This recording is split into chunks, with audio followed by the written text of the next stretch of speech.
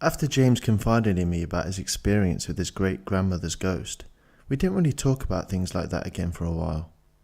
Even though he believed he may have experienced something, and he had most likely seen other odd things too in his time as a police officer, he still didn't really believe in the paranormal, although he wanted to. Almost like there was a veil in front of his eyes which prevented him from seeing what was really happening in Mineral Wells. I, on the other hand, had abandoned all hope of talking myself out of believing in this stuff. I was fully invested. I had my next run-in about a year later. James was out sick, the flu I believe, and I responded to a vagrancy call at the old Norwood Hospital. It had been abandoned for some time, and we had gotten constant reports that a man was living on the third floor and making a racket at all hours of the night. Initially, the NWPD had sort of looked the other way, the reason for which I was not privy to, but this time I was told to go over there immediately and get him out of there if possible. I arrived just after 10 p.m. and parked my squad car across the street. The Norwood Hospital had been built sometime around 1904, I believe when Dr. Norwood and his wife had moved to Mineral Wells.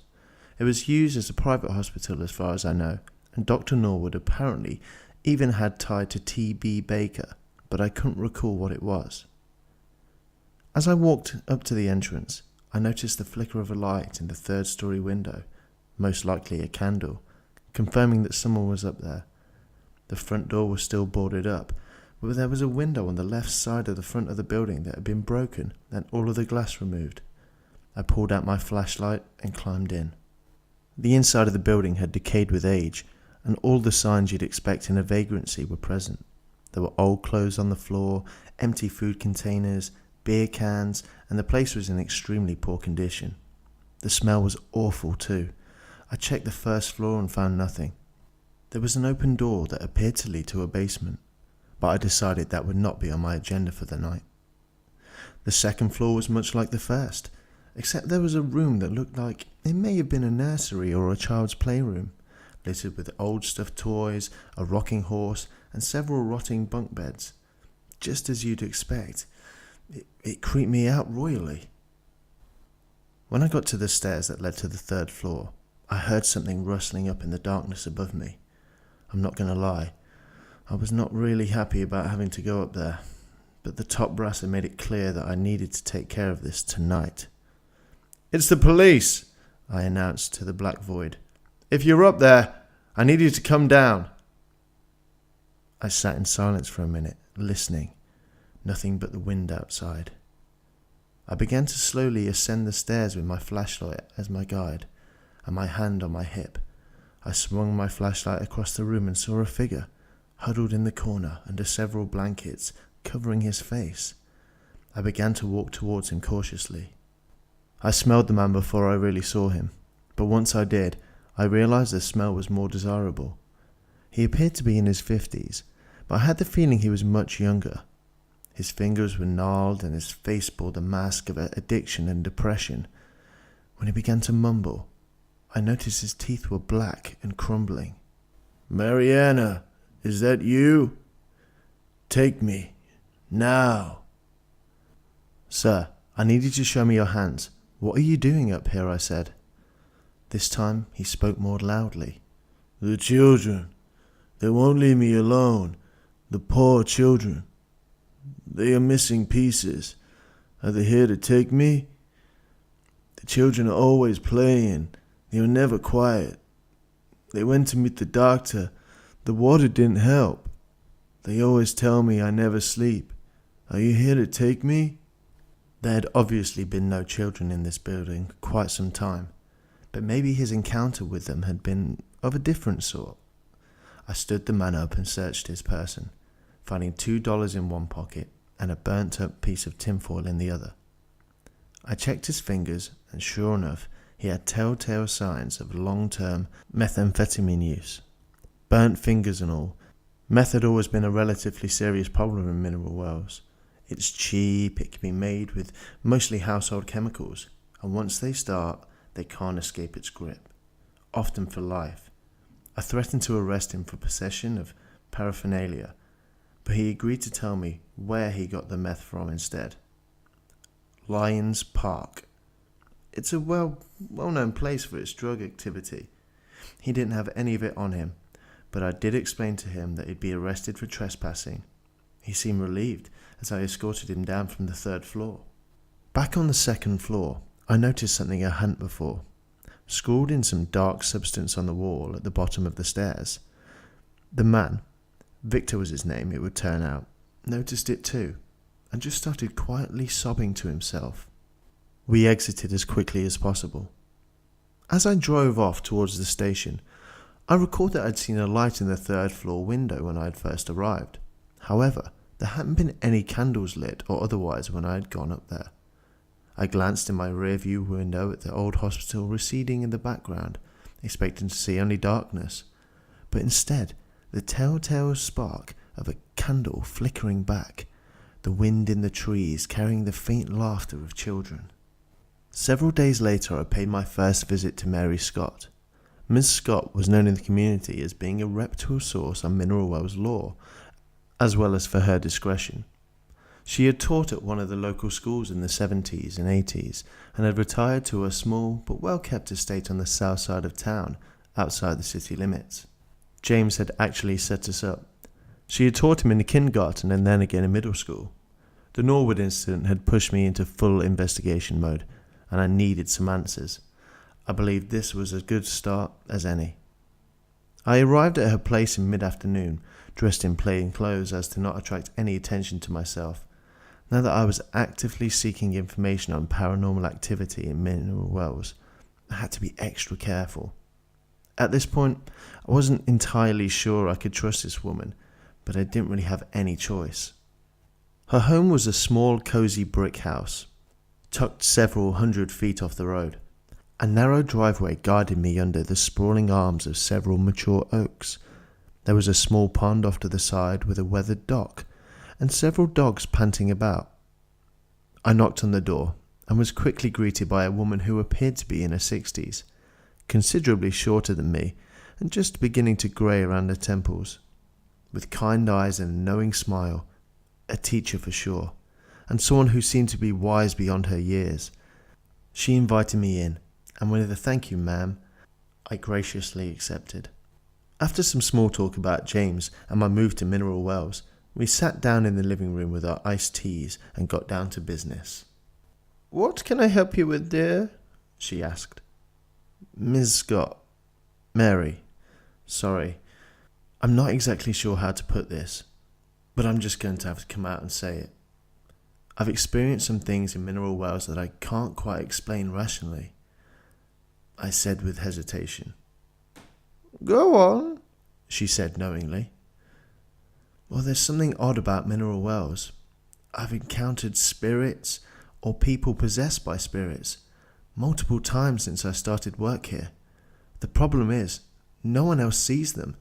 Does this sound crazy?" "Tell me," she started. "Do you drink the mineral water? The crazy water, as they call it?" "No, I don't," I said. "I have a bottle in my apartment, but it's currently unopened." "Good. Keep it that way," she said, sipping her tea. "Most of what I know comes second-hand and third-hand from stories passed down through the generations, and the rest from countless hours studying old deeds, contracts, journal entries, and any other documents I could get my hands on. You're right. Something is rotten in mineral wells. Mineral hells, as I call it. And it all started with that cursed mineral water old man Lynch summoned from the ground all those years ago. By all accounts, he was a psychopath and a scoundrel. I don't drink it either anymore, and from what I have gathered, that's what allows people like us to actually see what's actually going on. Most of the locals have lived on it all their lives. It's made them blind to the true face of this God-forsaken town. It also makes them more susceptible to suggestion, even possession by the other side." Suddenly, several things made sense at once. Pamela was born in Mineral Wells and lived here her entire life, and I could venture a guess that Ellie and the man at the old VA had too. It also made sense why James wasn't able to come to grips with the things he had seen. "What's wrong with the water?" I asked. That's a good question. I believe Mr. Lynch tapped into more than he bargained for when he dug his first mineral well. It sparked a chain of events that somehow caused the dead to remain in mineral wells long after they have passed. The water itself does have extremely high levels of lithium, but I suspect there is something more to it that causes the folks to turn a blind eye to the influence the spirits have on our world. There are others like us that know the truth. "Mary, there is so much more I want to know." I started now getting excited. "Do you know anything about Dr. Norwood? I have a feeling he is somehow involved in all of this." Not much, only whispers here and there. A name kept coming up. Mary Ann, I believe. "Mariana?" I asked, remembering the name hellishly scrawled on the hospital wall. Yes, that's it. Mariana, she went on. She was Dr. Norwood's head nurse for much of the time the hospital was open. I believe he was an osteopath by trade, but there were rumours that something else was going on in there.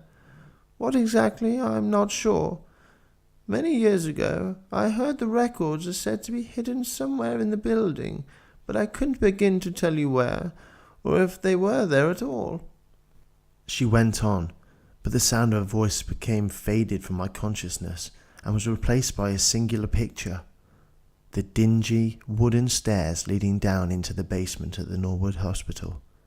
If the records were still in the building, they were down there. Finding them was the first step in unlocking the mystery. I had to find them. I reluctantly cut our conversation short, thanking Mary and telling her we would meet again. I promised to share any further information I found with her. I got the feeling as I was leaving she had stuck her neck out by talking to me, and I was grateful for her help. As I drove back down the long driveway under those old oaken sentinels, picturing Mary alone with her tea and her dogs, I felt a feeling of sadness and weight envelop me, like being wrapped in a thick blanket on the bottom of the ocean. I drove on. That night, I parked my squad car across the street from the Norwood, as I had several days earlier. I was on the clock and could easily explain my purpose for being here if questioned about it, and sure enough, as I stepped out of my vehicle, I could see the light again, flickering in the third-floor window like a modern-day will-o'-the-wisp. I opened the trunk and grabbed the black satchel inside. Once inside the building, I navigated through the grime and decay to the black hole in the wall that led down to the basement. Thank God for flashlights, I thought. The darkness there seemed palpable, like it was a living entity all of its own. I started down the steps, 10 in all, and counted each as I went. If I were to lose my light source for any reason, or if I was running, I'd at least have a decent chance at getting back up the stairs without falling and hurting myself. I had also noted that it was 22 steps roughly from the door to the basement stairs. You can never be too careful. Once I made it down, I felt the grit of soil beneath my boots. I guess it made sense that the basement wasn't fully complete in a building as old as this. Surprisingly, it was relatively clean down there, but that was the only positive.